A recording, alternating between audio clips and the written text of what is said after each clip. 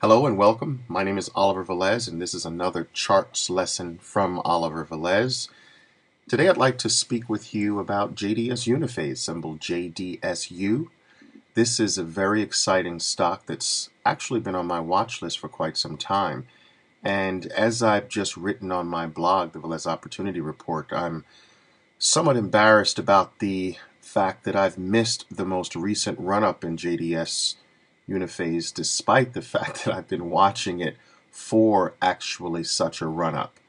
However, I believe that over the long term, JDSU has much higher prices to see, and we are going to use the next expected pullback to begin our accumulation in the stock.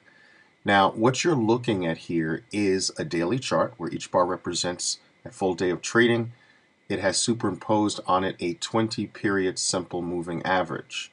Now, as you can see, JDSU has experienced a nice near 100% rise from the far left-hand side of the chart in late 2009 to the present.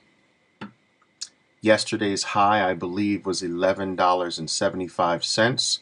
And given the fact that JDSU has moved and separated itself quite decently from its 20-period moving average, it is in what I consider to be an overbought situation and is very due for a nice and perhaps extended pullback.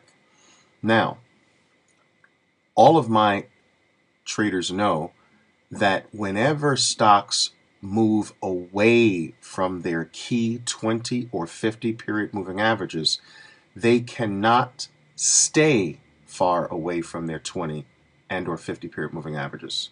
Stocks can get far away, they just can't stay far away. And I believe that's a very important concept to always remember and fully understand. Stocks act almost like breathing mechanisms. When they exhale in a fashion of moving away from these two key moving averages.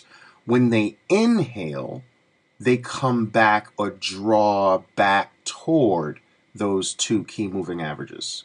So an exhale is basically, look at my cursor, an exhale is away from the moving average.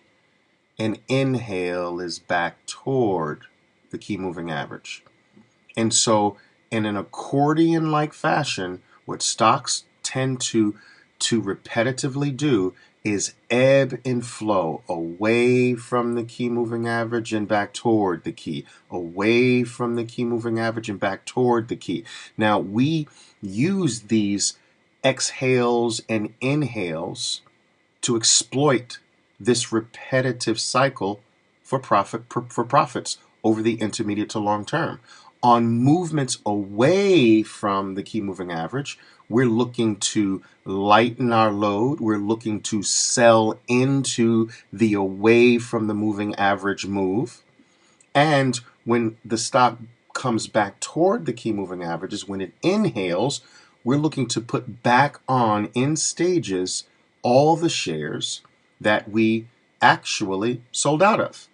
And so virtually with this methodology, no ebb and flow, no exhale or inhale is ever done or ever occurs without some activity on our part.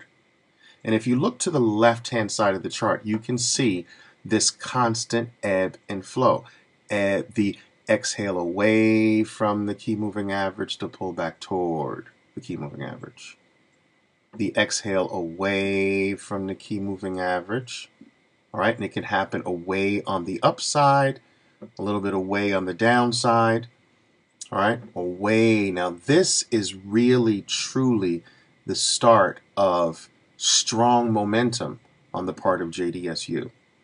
And what I'm looking for at this particular point, given the fact that JDSU has gotten far away from its key 20, I'm looking for a pullback toward the key 20. Now, this could happen over a several week process. It could actually happen over a several day process. We cannot predict how the pull back toward the key moving averages is going to occur. We just have to let the stock unfold and act accordingly when it does. The circle represents where I would love to begin my accumulation. Now, a pullback to the $9.50 to $9 area would be ideal in my opinion. However, we can't predict how far the pullback will occur. The pullback could fall back as low as 8 to 8.50. It could be as shallow as 10 to 10.50.